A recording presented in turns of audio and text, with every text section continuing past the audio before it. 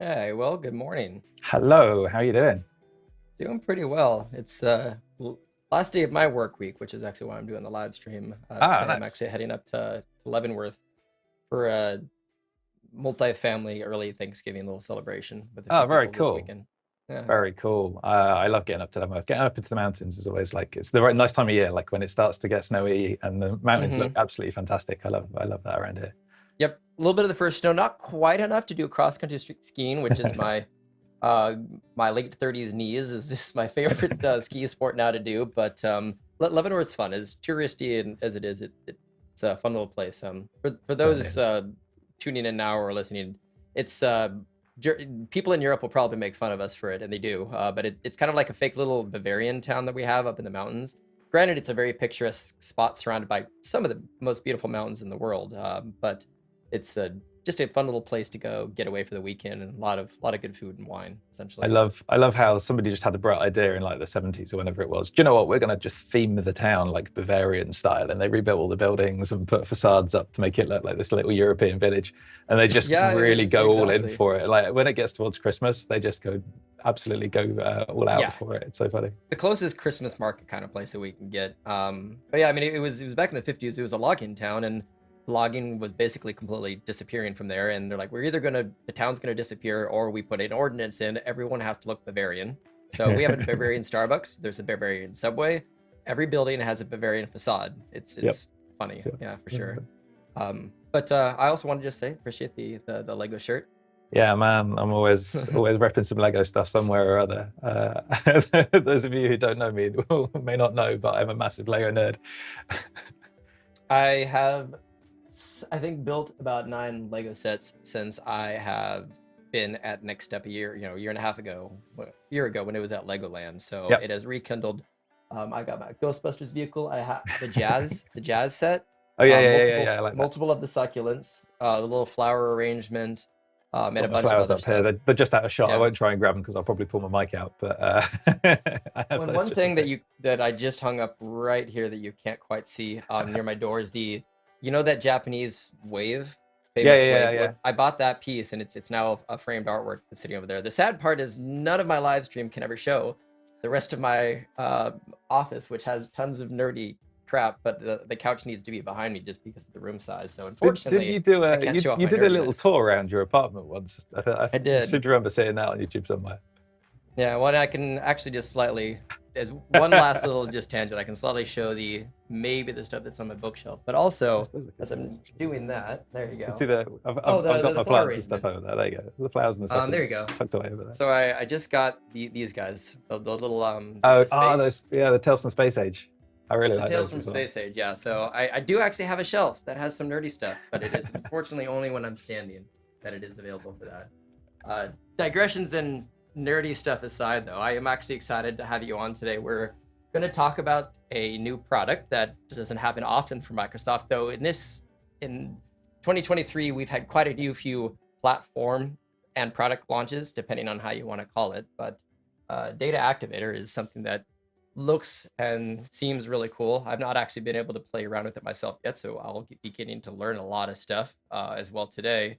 But it seems like a really cool evolution and grow up story of what was it? It was goals first, and then goals were inside of metrics, but the metrics was the new name for that product. And now this is once again like another grow up story of like metrics is now the Evolving. father or the grow up version of that is called this, even though metrics is still its own separate platform. Metrics is still its thing. Yeah, Yeah. we're not really evolving metrics into Data Activator, but I think people will use the two things side by side a lot of the time because Exactly. what you can do with Data Activator ties really nicely into tracking those kind of business metrics and the KPIs and stuff that you might be using Power BI metrics for. So I mean, to get into Data Activator, really, tell you what, before we do that, I should do a quick introduction for the folks who are watching who don't know me.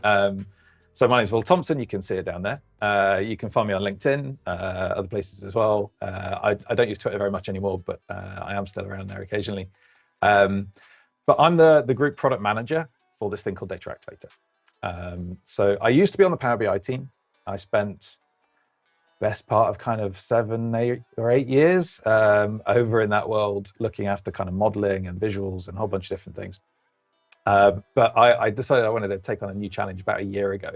And there was this opportunity for this, as Reid said, like this new product, which was a great opportunity for me to go back and build something from the ground up. And it is really interesting because you're right, it's kind of one of the first times that this has been a brand new product launch. If you look at what's happened with the Fabric platform, it is a lot of evolutions of taking Power BI and making the platform something we can run other experiences on top of.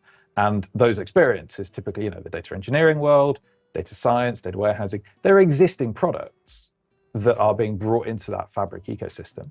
Data Activator, though, is brand new. This is not something that's existed in any form outside of Microsoft. And really, the way I kind of talk about it in terms of what's the shortest way I can describe it. Data Activator is about looking at changing business data, changes in business data, looking for particular conditions, and then taking action and actually doing something about those conditions that it's detected. And you're right, that seems like a sensible place to start in terms of metrics and Power BI and all the other data that's there. That is where you store your business data. It's where you find your insights in your business data. And if you want to take some action on that, that's where Data Activator can help out. And I think, as you've mentioned, like a lot of other stuff has been an evolution versus an invention of an item or a product specifically with this.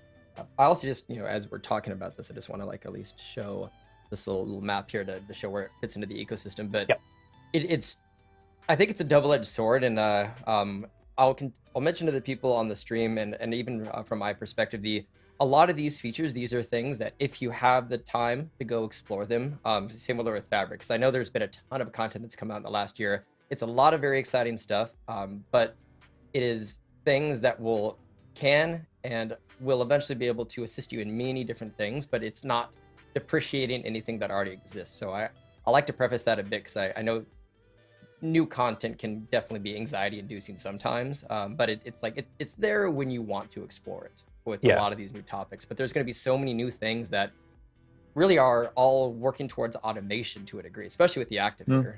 But thinking about that automation angle is really interesting, and you're right in terms of oh my gosh, there's so much that I need to go and learn about in Fabric.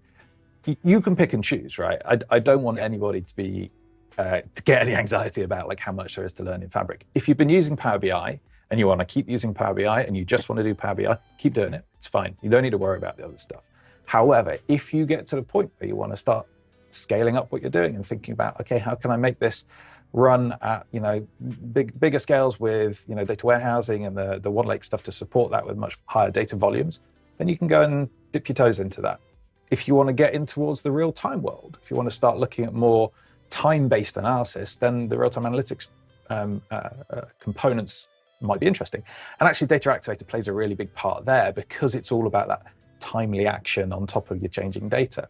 So, although we're kind of positioned in these diagrams right over on the side, because once you've done all that analytics and you found the insights, you want to take an action. It's the thing on the side, right? We fit quite happily on top of Power BI data, on top of stuff from the real-time analytics world. In time, we'll fit directly on top of those data science, data warehousing, other workloads as well. For now, we're really focusing on Power BI and real-time analytics. Exactly. I mean, and I think considering the fact that Power BI is the analytics platform, it makes most sense to plug that in initially into that, and then I'm sure there's also going to be some engineers and others who will want to plug it into Synapse and incorporate it into some of those other like more advanced analytics and data science platforms as well. But I think the broadest audience will want Power BI integrations for sure. Yeah, and that was one of the places where this new product came from, was just listening to Power BI customers. Over the course of however many years that Power BI has been evolving, one of the things that we heard time and time again was, hey, we find these insights and somebody's got to go and manually look at a report to check the data that's refreshed on a daily basis or whatever it might be. Mm-hmm. And every day I go and do the same things. I filter down to the bit of data that I care about. I check whether the value is higher or lower than yesterday, and I see whether it's kind of gone over my mental threshold of, oh my gosh, I've got to do something about this before it gets any worse. We just heard that that was such a common pattern, and the Power BI team, I was involved in doing it back in the day, was we did start to build some of those features. There was an alerting feature with Power BI dashboards that got picked up by... with the tiles. On the dashboard tiles. That's what preceded goals as well. Exactly. Those features were there and people used them, and they were pretty limited. We didn't see a huge uptake, and so they didn't get a lot of investment. They didn't get a lot of love in it.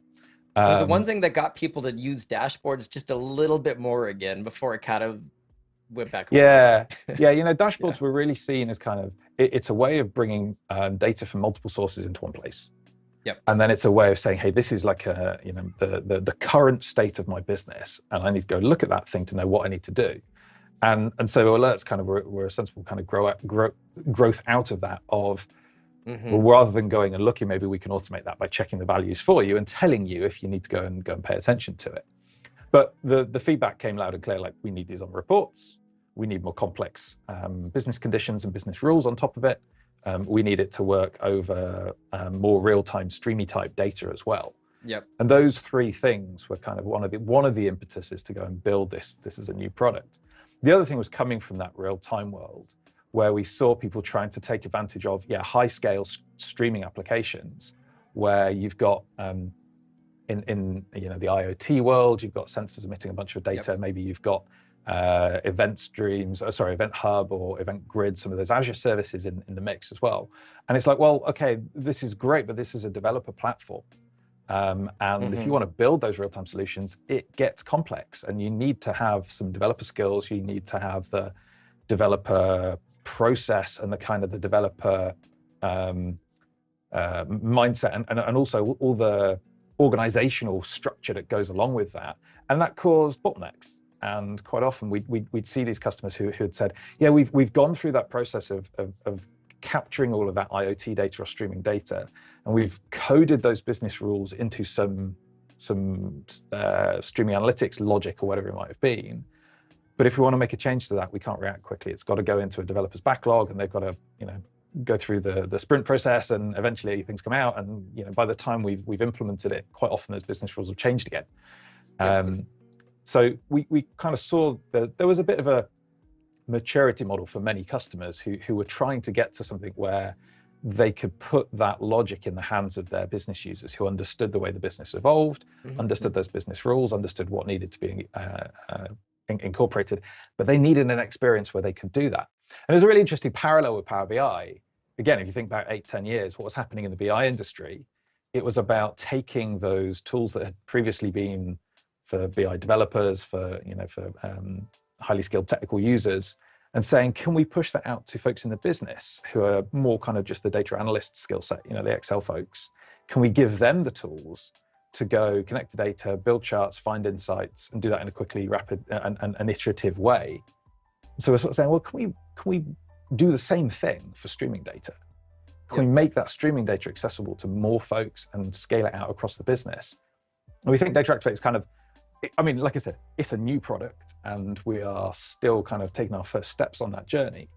But we really like the direction that it's going in terms of helping customers unlock value out of that streaming data.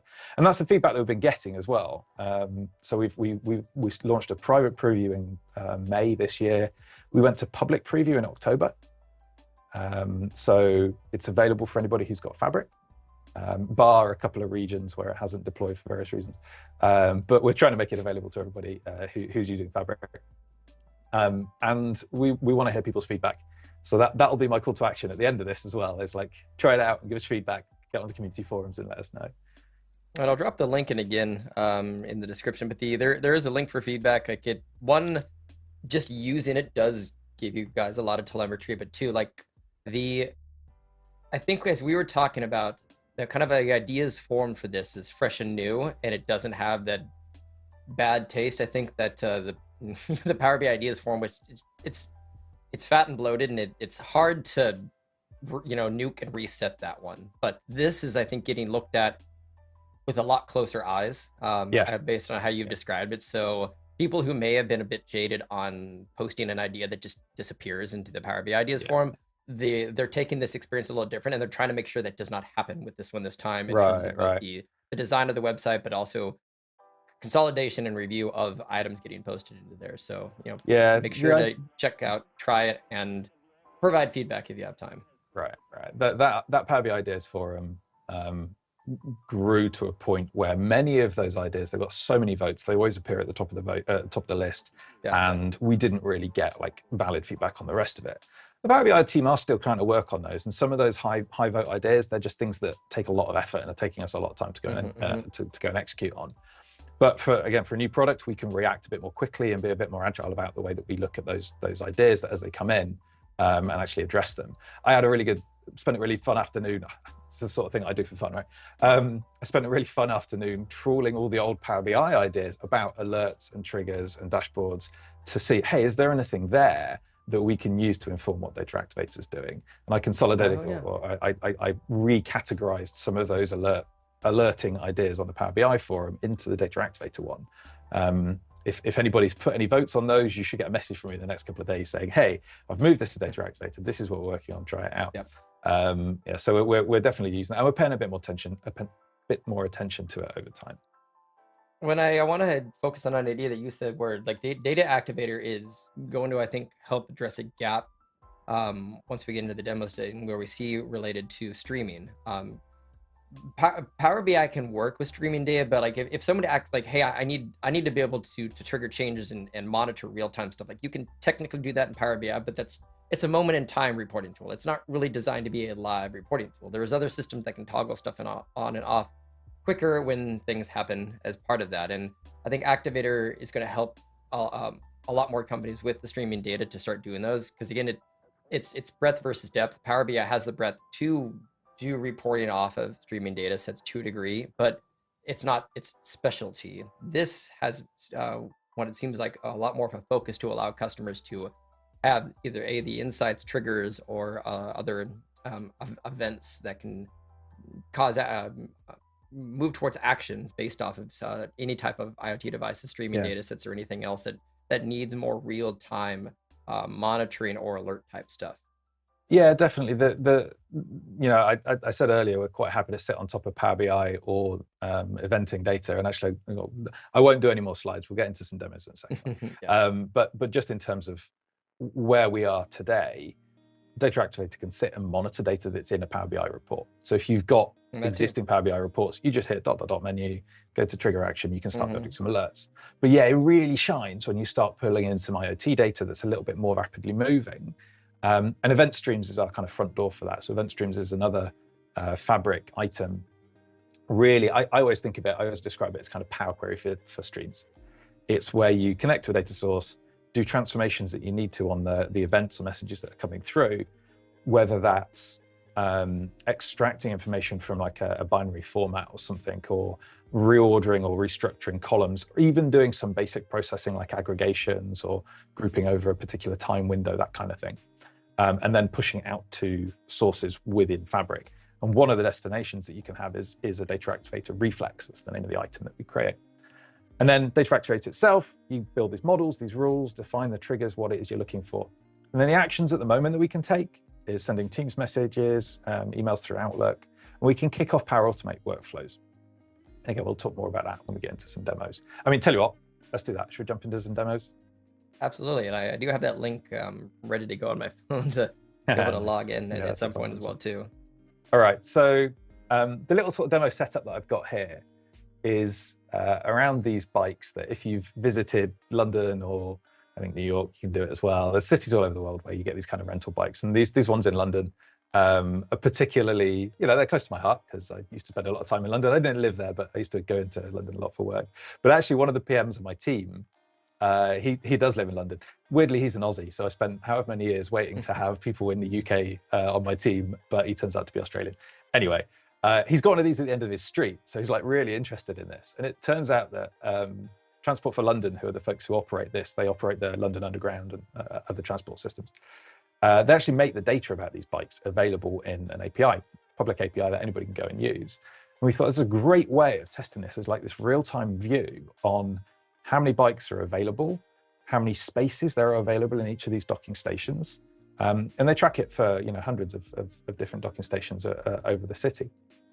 And so we thought, well, we can use this with some alerts that the Data Activator manages to kind of to build this kind of operational system that can help manage making sure that there are bikes available wherever anybody needs to go and pick one up, or even better, make sure there are spaces available for them to drop it off when they finish their journey. And so, like I said, there's this API, and we thought, okay, let's try pulling some of this data in. And like I said, event streams was kind of the front door for us to go and get this data. So this is an event stream. We've created this one called Docking Station Events, and what it's doing is pulling the data from that Docking Station API, doing a little bit of processing on it, and then pushing it through to various destinations. In this case, it's just pushing it into one of these Data Activator reflex items. So we call it a reflex. In the same way that, in Power BI, you create a report, in Data Activator, you create a reflex. And reflex is kind of giving you the idea that, we're listening for this kind of stimulus, some kind of input, and we're doing an action on the other end, some sort of response. These kind of stimulus response systems, these nervous systems that you can start building around the data in your business. It was a slightly kind of, highfalutin kind of concept idea, but actually I think it resonates really well when people think about what can I do? What is this going to do for me? Is helping build this kind of central nervous system for your business. It's a really, really nice way of thinking about how you can use Data Activator. Well, and in general, that's kind of the goal of goals and metrics, as well as you shouldn't ever have to look at a report unless you need to. Like in terms of the BI waves, I can think of it as the first iteration is like every day you had to both ingest, consume, transform, and process the data and look at it and then determine nothing's wrong. Then you went to the model was automated, but you still had to look at the report every day. Yeah. Now you're getting better with goals and other stuff, but Activator gives you even more options for configuration. But I mean, and you even talked about like how do you actually measure the success of a report now? It used to be how often was it looked at, but if you have a report which is mission critical, but you only need to look at it 3 times a year when something actually goes wrong or something needs to be reviewed, then how do you actually determine how successful that is? Because it is needed, but now you don't have to look at it unless something like Activator is triggering an alert to go check something out or review something. Yeah, we've got some really interesting like evolution happening in terms of like the way that we measure the success of our products. Previously it's like how many users have we got? Are we growing that user base? Are people coming back and looking at Power BI reports more and more? This might actually have an impact on that, a negative impact on that, in that people don't have to look at the reports as often because we're doing it on their behalf. And certainly when it comes to kind of usage of Data Activator, The idea that, I go and set up a trigger once, but then do I need to come back and do anything more? Well, until my trigger fires, I might not go back and touch it. Unless something goes wrong and that business condition is met because there's an issue, I may not need to go back. Anyway, okay, so let's jump on. So now I'm over in the Data Activator reflex item. So this is kind of our data view for the data that's streaming into this item. And you can see the events about these docking stations are flowing into my item here. And in fact, it should, I'm not quite sure why it's not start showing up in real time. They'll start flashing up green as new events come in. Hit refresh. Oh no, there you go. Here it did it. Just had a little pause for some reason. I think it was just refreshing my connection in the background. So these events, as they come through in green, these are the live things coming out of that API. And you can see there's information in here about what the bike point ID is, what street it is, what neighborhood it's in. And then get information like the number of bikes, the number of empty slots. So when we're working with Data Activator, once we've got this data, we need to tell it kind of what are the things that I want to monitor? What conditions am I looking for? And what actions do I want to take? We always start with that kind of monitor, detect, and act. It's a really good kind of mindset to be in about like what are the triggers that I'm going to be creating. And so to define, what is it that I want to monitor, we have to tell Data Activator, how do I identify from all of these events, because I might be getting multiple events about each of these bike stations, docking stations. How do I identify one of those particular ones? So it's this bike point ID column that uniquely identifies it. And then I go and select the other columns or properties out of these events that I care about. So things like the number of bikes, the number of empty slots, and what street it's in. I get a little preview, just sort of showing me how many events are coming in. You'll spot some issues in there. You can tell whether your data is coming in smoothly or not. And now it's created that model for me. So it's created my little docking station object, and it's added these properties to it based on the values of those events. So the chart here is showing me the number of bikes available in each of the different bike points. So there's 5 bike points that we've sampled, but this is 5 out of 120 different bike points that we're trying to show. If we tried to plot all 120 on this chart, it would be unreadable. So we just sample it. This can scale up. So the engine that's running behind this actually came from an internal tool at Microsoft, which was built by the Skype team. So they built this to do like telemetry tracking over the millions of users of Skype, billions of users even. Think about the volume of events that they would have to manage and the number of things that they might be looking at on one of these charts. It can really support, very, very large scale. And so we're aware of trying to build these kind of operational views on that data. There are some optimizations that you have to choose in types of visuals versus what we might be doing in Power BI. Power BI, quite often you're looking at aggregated data. What's the total sales across all of my different stores by region? Here, really, you care about the detailed granular data. I don't want to know what's the average number of bikes across all of my bike points, because a couple of outliers might drag that, might get hidden in that or might drag that value up and down. I care about each individual bike point, each individual docking station, to make sure that my operations are running such that there's bikes available and spaces available for people who are taking their journeys. So it's really about looking at the granular, detailed data as it happens. All right, so this is my bike count property. I'm going to create a trigger now. And actually start encoding some of these rules about like when do I want to take these actions. So again, we start off by saying, what property do I want to select? What value am I selecting? What am I monitoring? That bike count number. And then I say, what conditions do I want to detect? So here we can do things like saying when it becomes greater than or equal to a particular value, when it goes inside or out of a range, or things like even just if the value changes from or to something. So if you've got text values, maybe just like a state. Is it in a good state or a bad state? Is something running versus paused? Is it, heating? Is it heating or cooling or stable or something else? Just some value like that. You can monitor those as well. And what's really interesting here was, as we spoke to customers about the type of rules and logic they needed to put in here, there's this distinction between when something is greater than or less than a value versus when it becomes greater than or less than a value. And in this case, if I wanted to say, tell me when the number of bikes available becomes less than 3. So I don't want to know every time I get an event where it's less than 3. I just want to know the first time that for one of those docking stations, it drops below 3. And that can help Is like reduce the amount of, go on. I was just saying the parallels to like home automation on this is like, Yeah. there's a condition of only do this if this condition is also met at the same time versus I want to know just above and below certain thresholds right, like this. So right. yeah. Yeah, and we hear some more complex ones that we're looking to add as extra features of that kind of like, well, maybe I'm tracking the specialist delivery packages, right? And I want to know when the temperature goes above a certain value, but only if the humidity is also above a certain value, and kind of combining these conditions. We do give you some kind of more flexibility about this. For example, like it's got to happen a certain number of times. Only tell me when the number of bikes available is less than 3, 5 times over the course of 6 hours. Or maybe I want to say only tell me when it drops less than 3 and stays there for 10 minutes. So somebody drops a bike in and immediately picks one up again, or other way around. Don't bother alerting me then, because we know the number's been fixed. The issue's been fixed. So just tell me then. There's another example where we were talking to an airline, and they were saying that when gate changes happen, quite often, if it happens once, it's likely to happen again. For the way their operations works is, you make a gate change and say, hey, the plane's actually going to arrive at this other gate. They said, we don't want to tell our customers until 15 minutes has passed where it's been stable at the same gate, because the likelihood is it will change again. And we don't want to keep just sending people up and down the terminal.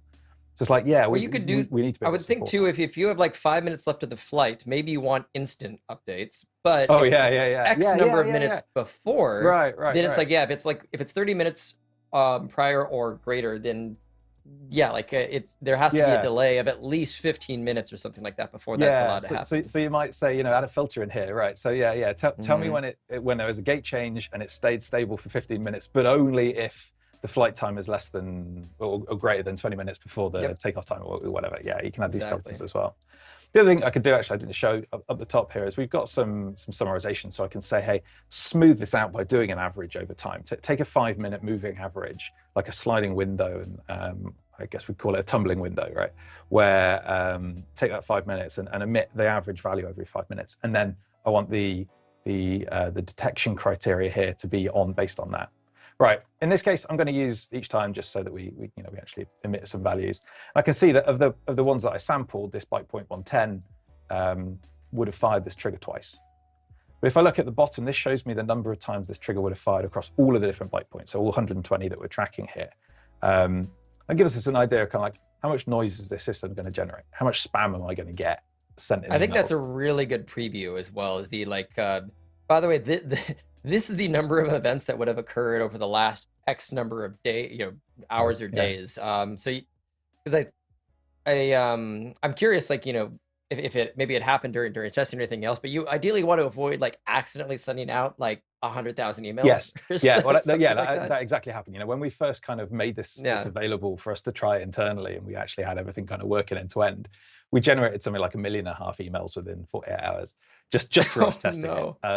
One of my colleagues set a trigger running, forgot that he'd left it running, went away on holiday for a week, came back to 385,000 emails in his inbox with some ridiculous number. It's like, yes, there is the potential for this to generate a lot of email, a lot of Teams messages. That's a large Outlook file on your desktop if you actually use Outlook desktop. Yeah. So just kind of figuring out how do we optimize and put the right kind of guardrails in place to stop that from happening. Some of the features we're thinking about are things like, I want to just send digest emails kind of once a day, just give me a summary of all of the alerts that fired. Maybe send me an alert once, and then subsequent times don't bother sending it to me until you've hit 50 alerts, then send me an alert until you've hit 100 alerts, then send me another one. Even better would be some kind of live updates. So some of the loop components, I don't know if you've seen this, it's like an Office platform thing where I can send an email, but the email has a live component in it that is always in real time. So you get one email, but that live component could update saying how many times the same trigger has fired continually. So, the first time you get it, you open it up and it just says once. You go back and look at that email again, actually it's going to tell you, oh, yeah, there were more now. So there's some things that we've got in the works that is going to help that. All right, so the last thing to do is to say, hey, what action do I want to take? Send an email, send a Teams messages, whatever it might be. So for a Teams message, and that's going to fill in my details, I could add other people to send it to if we wanted to. And I can put in a little headline, not enough bikes in, let's add a particular street here. And at the moment we can use these like curly braces. That helps us pick out the value of other properties, other information that's come through from the event. We can sort of paste it into the headline or into the messages. I could even kind of like just say, hey, I just want to include all these other properties and put them through. So if everything looks good, I can send myself a little test alert and that pops up. What is that much? Let's save it first. And as you're saving this, I just have a good question from Donald on where some of this is being kept. So do any of these events or essentially the table that this stuff is being written into, or the event triggers, is any of that accessible through the activity logs? This is a really good question. So at the moment, it's not going to show up in the Power BI activity log, but we will be logging it into kind of our own version of the activity logs, so the Office 365 or audit logs and the like.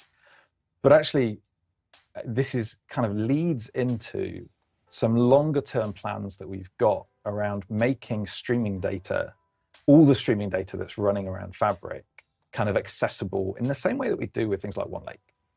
We've got this idea that, we are generating, Data Activator is generating a bunch of alerts, but all of the other items in Fabric, they're generating kind of system events as well that go into the activity log. Like, this report was opened, or a pipeline was refreshed, or a Python notebook was run.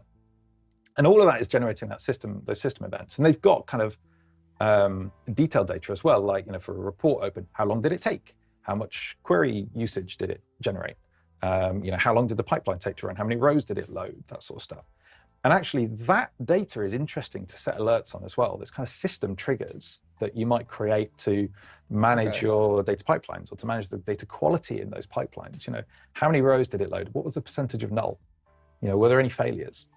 Maybe the thing ran, but it just didn't load as many rows as last time. It ran successfully, just only loaded 1,000 rows instead of 10,000 like we were expecting. Looking at those deltas and alerting you to problems that might have occurred is really, really interesting to us as a use case for this. And we're working with those workload teams to make sure that data is going to be available for people to build their own triggers and their own data on top of those streams. So it's really, really interesting. I'm really glad somebody asked this sort of question as an opportunity. So, and I have my own follow-up to that a little bit in terms of the Power BI integration. Like, we do have a goals visual that's built into to Power BI. Will there eventually be like an activator visual as well, so you can almost integrate like the charts and all that other stuff in just kind of into a Power BI report page? Yeah, it's a good. That's also a good kind of slightly longer term plan that we've got around making all the data available about the objects that you're tracking, the number of times the triggers are fired. What's the state of this object? Is it in a good state or a bad state? And what percentage of the docking stations? I've got hundreds of docking stations I'm tracking. What percentage are in a good state versus a bad state? We want to make that stuff available so you can build Power BI reports on top of it. Either embed them into your own, have them alongside with your own Power BI reports using composite models or whatever techniques you want to do, or just build your own kind of operational dashboards, operational reports using Power BI on top of this real-time streaming data. And we've got some work to do there, and particularly things like optimizing the Power BI visuals so they work better with that real-time data. It's something that the Power BI team have been trying to optimize for a long time. And I'm hoping that we can lend some help and assistance to making sure Power BI is a really great kind of real-time operational reporting tool too. I would imagine the coding, there would have to be a bit of a code base like migration, because the everything, it's all built around caching, to a degree. So I'll be very curious to know how that evolves, but I imagine that's not just we just make a new visual. I would figure the way the visuals work behind the scenes would almost have to be re-engineered, or a new type of a base would have to exist for it to actually get real time. Because even the real time pages, you're essentially just clicking like a refresh page toggle. It's the exact same thing as the play axis slicer, which essentially that's what people use as a hack to get instant data on their page, which is now built into pages with direct query. You'll see in some of the demos here that our visuals are updating automatically. They're just, as data streams in, it just pushes the data along, and you'll see new data points arriving. And that is a slightly different model to the way that Power BI has traditionally worked. And so there's some engineering work for us to do there. And it's not like it's going to happen overnight. We've got a roadmap over the next months and years even that's going to get us into that sort of state. state.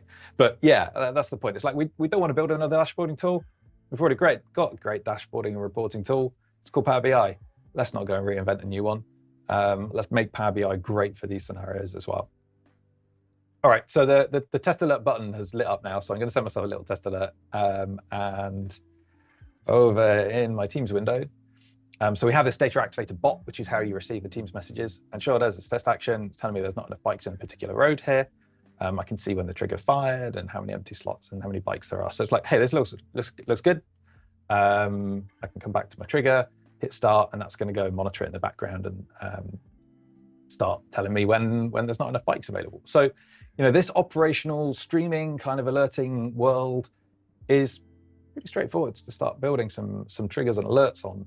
Like I said, no code, don't have to write any script or anything. I can just do it all through the GUI, and it's pretty straightforward to use from that point of view. Yeah. So this is like go ahead. I was gonna say this is streaming data, but like we talked about, right? Not everybody has that, and so Power BI is obviously the other place that we want to talk about, using Data Activator and how Data Activator can sit on top of this. And so, as an example here, I've got this Power BI report, which is using the same docking station data. So it's actually in direct query mode. So back to the question about like how real time do these things get? Power BI sitting on top of something in direct query mode or direct lake mode, if you're using one, like we as Data Activators don't really care. We're going to just go query that Power BI report on a regular basis for you, check the data, see if it's gone over that threshold. And so the frequency that your data is updating in the Power BI report really determines the frequency that you'd set to go and query the data to make sure to see if anything's changed.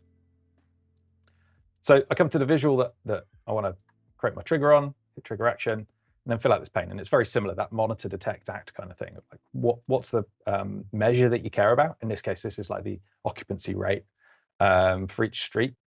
You can see all the filters and slices and things are kind of carried through, because we want this to be simple for Power BI users, right? Just consumers of Power BI reports. They may not know about Data Activator and all those other things that are happening behind the scenes. And we're trying to work to slim this down actually, so that there's as little kind of cognitive load on the users as possible. And say like, how often do you want to check this? So if you've got faster moving data, maybe check it every 5 minutes. If your data's only refreshing once a day, we'll just do it once a day. Now, ideally, at some point, we'll also implement the way that, you know, this can just go check it every time the data set refreshes. But then for a direct query data set, it doesn't really refresh like that. So we have to go figure out, you know, what the timing is. So we've got some work to do there as well. And then specify, you know, what's the condition that you want to detect. So I want to know when this goes over a threshold of 80%. And then, like I said, we need to create one of these reflex items somewhere. So you can drop it in any of your workspaces. I'm just going to put it into my Power Platform demo workspace. Let's create a new one. And this will go create that item, hook up the query to the Power BI dataset.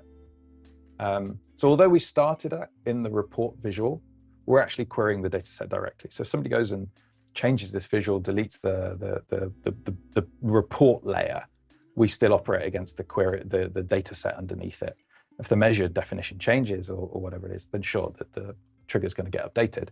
But we are working straight against the data set. So it hooks up to that, sets up the schedule, and starts the trigger going.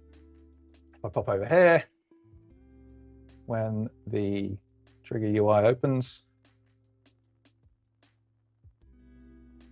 we can just go through, check that everything's set up properly. So I can see the email that it's going to send. You see the subject's been populated with details about the trigger condition. For some reason, I think we must have a bug here. This optional message would get populated with a link back to the Power BI report. We found that's really important. So people get this alert saying, hey, your average occupancy rate has become greater than 0.8. Okay, so what? Oh yeah, with that optional message in here, I can go back to the report and say, okay, what's the context? Why is this alert fired? What other information do I have in that report that might help me identify what I need to do about it? And again, you know, I kind of get that preview of when this data would have happened for the two stations that we were looking at in the Power BI report. So again, everything looks good. Hit start. It's going to run in the background, start alerting me as that data changes next time the data set refreshes. So again, Power BI. So we looked at streaming data, we looked at Power BI. And you know, anyone can get started with this right now. If you're using Fabric, and you're signed up to the Fabric preview, got your Power BI reports running there, you can hit that dot menu, start setting up some Data Activator alerts straight away. And all you need is a Fabric capacity to put the reflex in. The report itself can kind of be hosted anywhere. Doesn't really matter what sort of capacity that's in, but the reflex item needs to get created in a Fabric capacity. That's an important kind of nuance. Now, if you scroll down just a little bit to the back to that like setup settings, down at the bottom for this, yeah, there you go.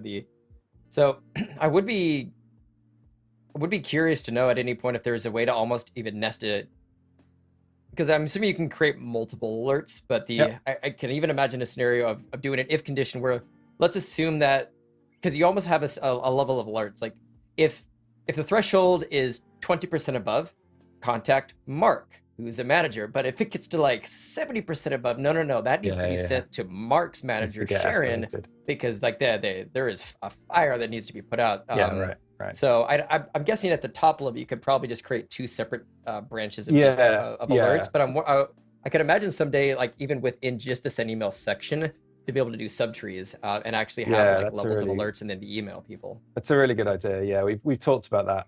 At the moment, you'd have to create a separate trigger. So you'd have one at your 20% level, one at your 80% level with alerts going to different people. But we talked about that escalation path, particularly where we hear from customers who say, you know, the action that we want you to take is there is a set of engineers, whether it's software engineers or you know, like field service engineers who need to go and do something. And we're going to go create a ticket effectively for them. And then, you know, if that ticket doesn't get addressed, we want to escalate it. Or if it's a particularly severe issue, we want to escalate it. And there's a slightly different path for that. And, you know, it's something we've toyed with about, do we want to build that into our system here?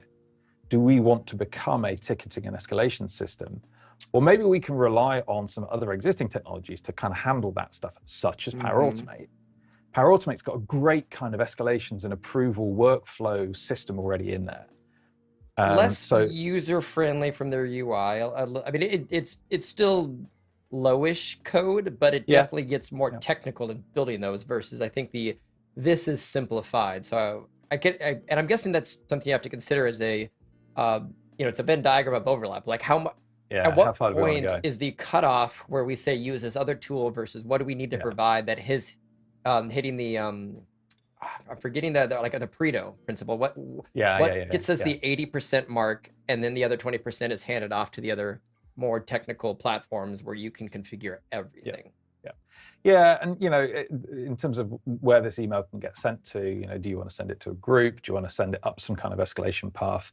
You know, we can kind of dynamically do this as well. You know, if your alert information, you know, if you can build a property over here that includes an email address, well, we can send it to the appropriate person for the particular instance that fired this. So in this case, it's like per street. You might have different people in different neighborhoods who should receive that email.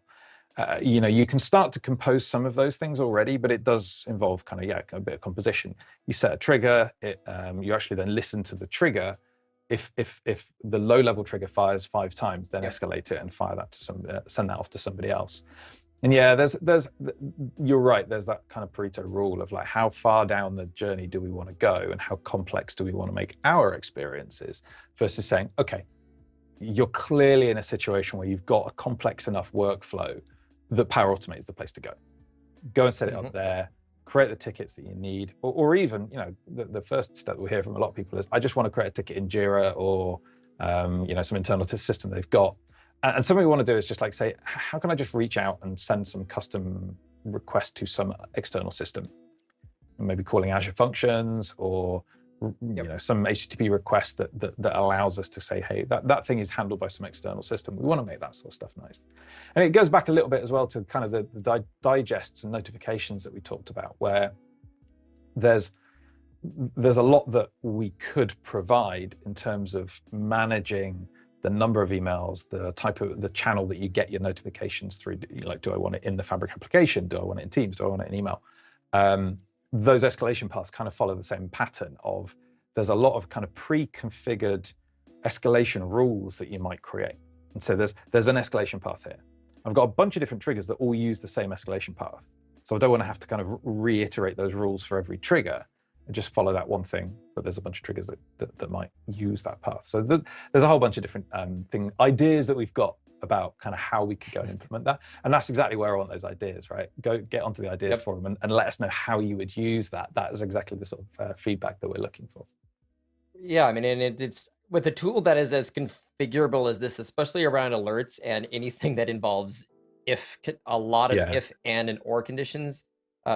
There are so many blind spots, I think, for not realizing like, oh, I would never in a million years would have thought about it that way, but this enterprise customer is like, this is their ride or die. Like they will come to from another platform to this if it could do this type of triggering. Yeah, exactly. Yeah, it's interesting you say about like other platforms and migrations that we haven't found really any competitive tools that do an equivalent of this. You know, there are developer platforms out there that manage event streaming and rules and analytics, and there are operational dashboarding tools out there that can produce the visuals. But they're all kind of standalone things. Oh, the other thing is that we see vertical specific ones. So there's kind of some alerting capabilities inside Dynamics, for example, but it's just for the data in Dynamics. And we haven't seen these kind of general purpose alerting platforms that are presented in a SaaS kind of low code way, like we're doing here. So it's opening up a lot of new conversations with customers as well who haven't been able to build something similar because there's not many tools out there, if any, that really exist in this combination of streaming and alerting and low code kind of world.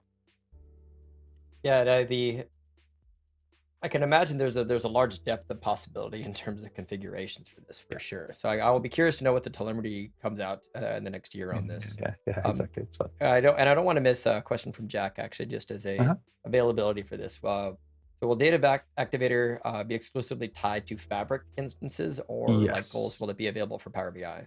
It is just going to be under Fabric instances. So it is a Fabric only feature. We're not going to launch it as a product that's independent of Fabric. It is just running on top of Fabric. Okay, no, perfect. Thank you. All right. So the last, actually, it's interesting. So talking about Power Automate and those, that was the last demo that I was going to show was how these kind of integrations work. So I've got a Power Automate trigger, or a Power Automate workflow rather, and we have a Data Activator connector for that too. So the Power Automate workflow can be triggered when a particular Data Activator trigger fires.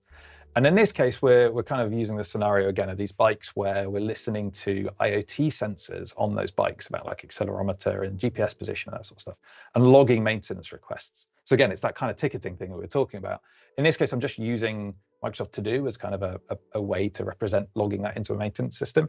But the great thing about Power Automate is they've got hundreds of connectors to all sorts of different systems. So rather than us trying to build and maintain those connectors, we're letting Power Automate be the kind of escape valve for us of all those different systems that you might want to connect to.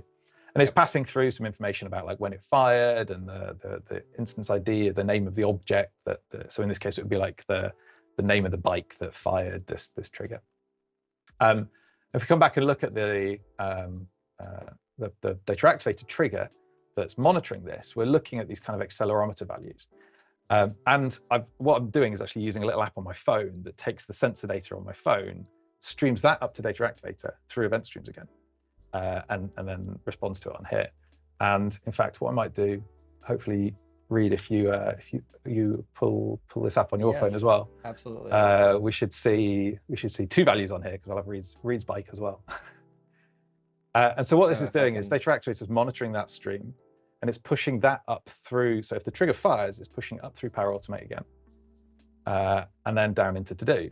Okay, so you can see Reed, you can see mine, and if I start shaking it around, imagine we're going over the cobbled streets of London, this value is going to start jumping up and down. And if I come over to Do and pull this in, we should see some of these maintenance requests start getting logged in here. So I think the threshold we put in here was 2, so you've got to shake your phone quite a lot.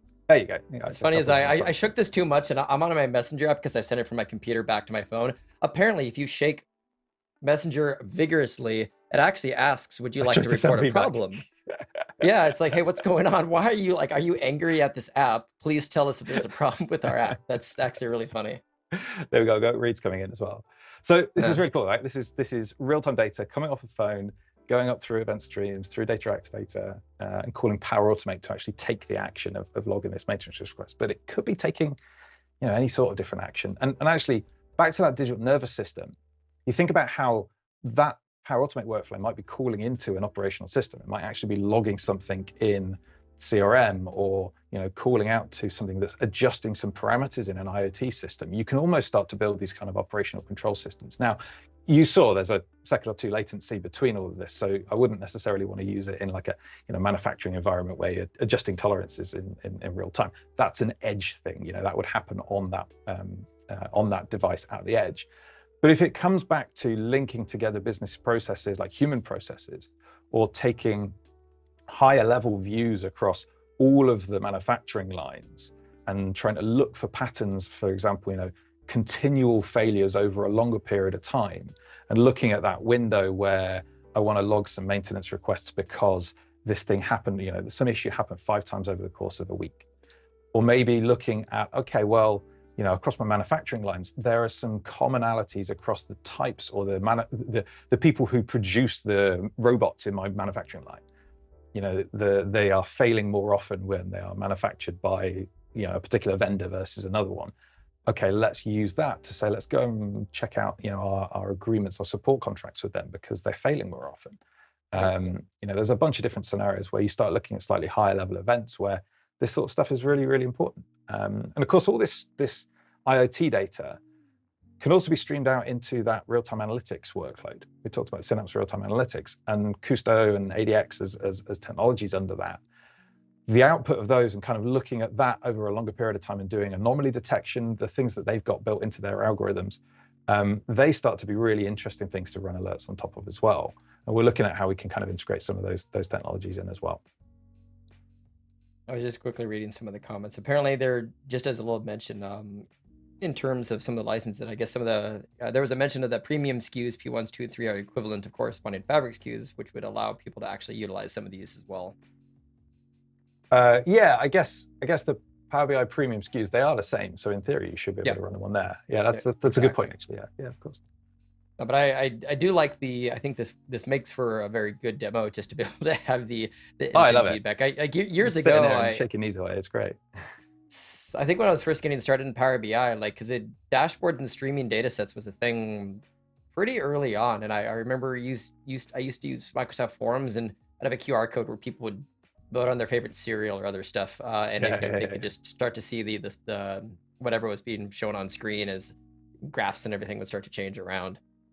Yeah, exactly. I think we used to do these demos using decibel meters on either side of a stage and get the crowd to cheer. Or I've done similar things where I've had my smartwatch emitting a bunch of data, and as I start doing jumping jacks and things, I think you would just jump up and down, and like you wiggle your arms on the stage, exactly. So the heart rate would go up. The phone's a good one because everybody's got a phone in their pocket. So if I'm standing around with a bunch of people, I can show that. Pull that up and it works. And I do want to mention as well, just back to the idea of exploring this. So like Microsoft has been very generous on Fabric trials, that are available. I also know that the 60-day trial kind of, often that number doesn't drop as long as you are using Fabric on a regular. And sometime soon, I think that is going to be expiring, probably when GA hits. But Microsoft's been softly extending trials when they see people actually actively using it. So it is easy to sign up for if you have permissions to click the Start Fabric trial, which also does let you try this for free as well if you're wanting to go explore that. So you don't have to actually have Fabric Premium or anything, but if you are anybody who has or who's a bit of the data champion or anything else, and you want to explore this to see if this is something feasible for your company to maybe even consider any type of a Fabric capacity, it's part of that package of your 2-month trial period if you want to go explore it. Yeah, totally. And I think that there's built-in tutorials and simulators. So one of the things that we find is that a lot of people their streaming data that isn't like readily available for them. They don't know where to go and connect to that. So we've built a simulator that spits out data that looks like packages in a logistics system. So if you want to go try it out and just see what it can do, you can use that data.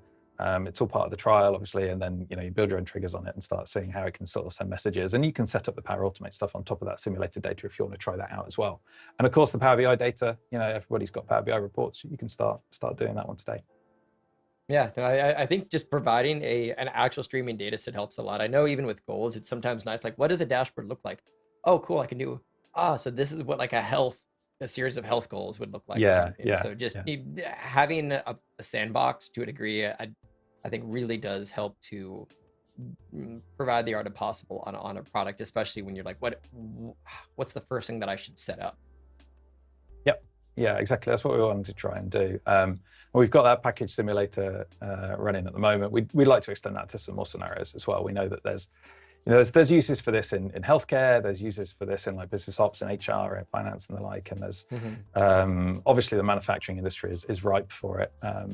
Even things like online gaming. We've been speaking to a few customers who use the telemetry out of their applications in the gambling and gaming world, and they want to use this to kind of adjust the way that the games perform or adjust the way that things are provided to their users. There's some really, really cool things. Yeah. I can imagine this is some Twitch streamers or other people start to use this at some point as well too. Yeah. I mean, it's not quite if this and that. The idea of if this and that, and Power Automate to a certain extent as well, of like an event happened and therefore I want to do a thing. Like, well, sure, just use those tools for that. Data Activator really shines when it's like, I've got some signal that's varying over a period of time, and I want to look at the patterns over time and only alert when conditions are met over that signal. It's like the individual events that tell me, oh yeah, the temperature was 36. Oh yeah, the temperature is 34. That's not necessarily enough to be able to know whether those conditions were met. I need to look at the change from one to another, or these examples like it crossed that threshold and stay there for 15 minutes. It would be really hard to build those into if this and that or into Power Automate. So, that's where Data Activator will really shine and really have some kind of differentiation. It would be fun if at some point I can actually like tie that into my Raspberry Pi for my home automation and have it start changing my lights in the background. Related to certain events, or if I can tie it into a comment or something like that on the YouTube stream, that'd actually be pretty entertaining. Yeah, you could turn your lights behind you into some little chart showing you, the volume of comments that you're getting at different times during the live stream. Exactly. Yeah, it does something to provide real-time feedback. Would be quite entertaining. That'd be fun. Perfect. No, I think this has been really great, and I definitely got to explore a little bit more of the depth of what some of the triggers, events, and other stuff that can be done. But I'll be curious to know where this evolves in a year, because I can imagine just the input of data that you'll get from direct feedback and telemetry will certainly help this grow quite a lot. Thank you.